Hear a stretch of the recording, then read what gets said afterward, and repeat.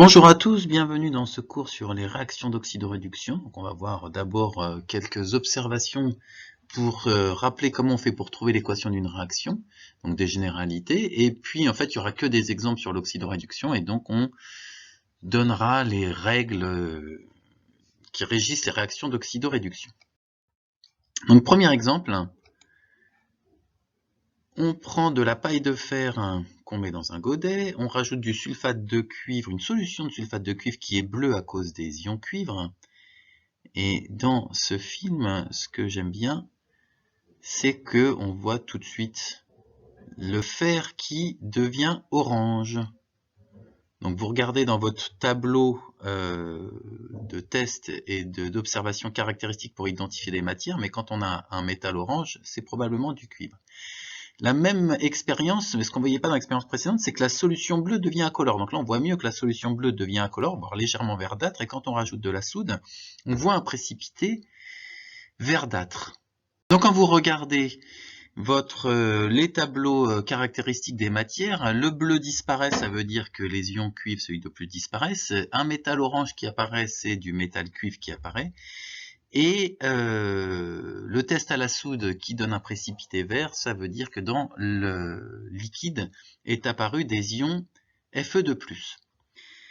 Donc clairement, les réactifs qui ont disparu, c'est les ions Cu2+, et on imagine que le fer a disparu, même si on ne le voit pas vraiment disparaître, on le voit se recouvrir de cuivre, mais on ne le voit pas vraiment disparaître. Mais comme il y a des ions fer qui sont apparus, on imagine que le fer a réagi. Et les produits qui sont apparus, le orange, le métal cuivre et les ions fer. Il y a aussi des spectateurs dans cette expérience. Les ions sulfate SO4 qui étaient présents avec le sulfate de cuivre dans la solution de sulfate de cuivre, ils sont toujours là, et tout ça c'est en solution dans l'eau, donc l'eau aussi est une espèce spectatrice qui n'apparaîtra pas dans l'équation bilan de la réaction.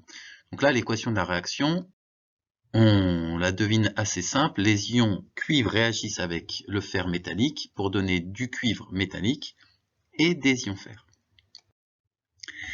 L'expérience suivante, c'est la même avec du zinc à la place du cuivre, donc la solution bleue de sulfate de cuivre, de la poudre de zinc. On mélange. Et là, on voit que la poudre de zinc est devenue légèrement orange. Donc apparition du métal cuivre.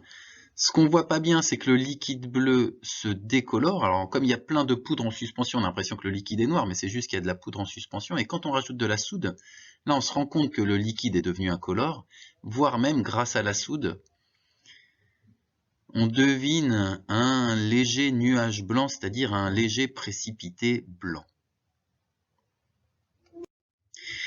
Donc la solution bleue perd son bleu, ça veut dire perd les ions cuivre qui disparaissent. Le métal devient orange, ça veut dire que du cuivre apparaît. Et le précipité blanc en présence de soude montre la présence d'ions Zn2+, zinc 2.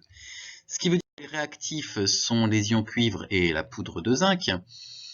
Les ions cuivre sont devenus du métal orange cuivre produit, et le métal zinc est devenu des ions zinc Zn2+.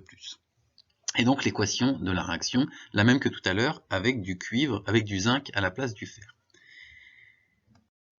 Autre exemple, on plonge un morceau, alors là c'est en accéléré parce que c'est très lent comme réaction, donc un fil de cuivre dans un liquide qui contient forcément pas que de l'eau, sinon ça ne marcherait pas, donc il doit contenir des ions a priori inconnus, et on attend, et on voit apparaître un métal brillant, alors là sous forme de paillettes.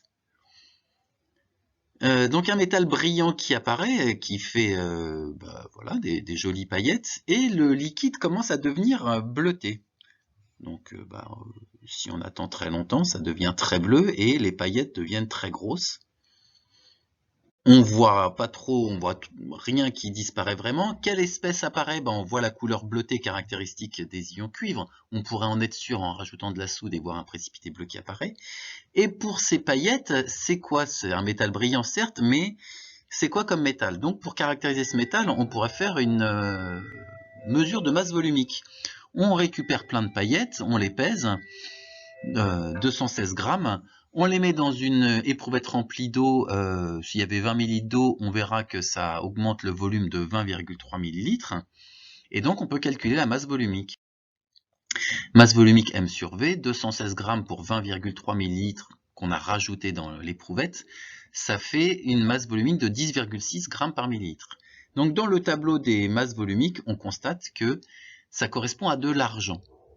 Donc première observation. Et deuxième observation importante au niveau des quantités. Donc si maintenant on a pesé 216 grammes d'argent, ça veut dire que on a produit 2 moles d'argent. Hein, donc petit m sur grand M, 216 grammes pour 108 grammes par mol pour l'argent.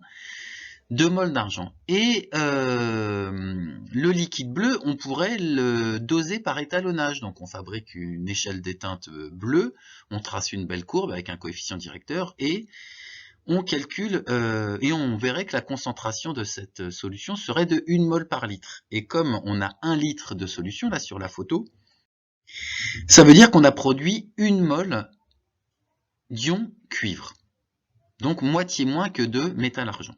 Alors avec toutes ces observations, quelle est l'équation de la réaction logique par rapport à tout ça? Donc les réactifs, c'est le métal cuivre, hein, forcément il intervient, hein, si on ne met pas le métal cuivre, ça ne marche pas. Si on a produit de l'argent à la fin, bah, c'est que dans le liquide inconnu, il devait y avoir des ions argent, et on a vu clairement apparaître le bleu des ions cuivre et le métal argent qu'on a identifié par la masse volumique. Alors on pense comme équation possible à une équation qui ressemblerait à ce qui s'est passé avec les autres métaux, à savoir que les ions argent, qui sont des ions Ag2+, gagneraient 2 électrons, et le cuivre deviendrait Cu2+.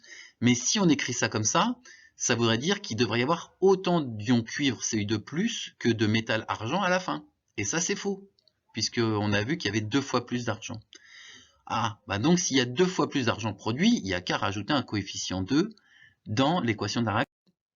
Donc, si on dit qu'à la fin, dans les produits, il y a 2 argent, ça veut dire qu'au départ, il fallait qu'il y ait 2 ions argent de consommer. Bah, pourquoi pas, c'est tout à fait possible.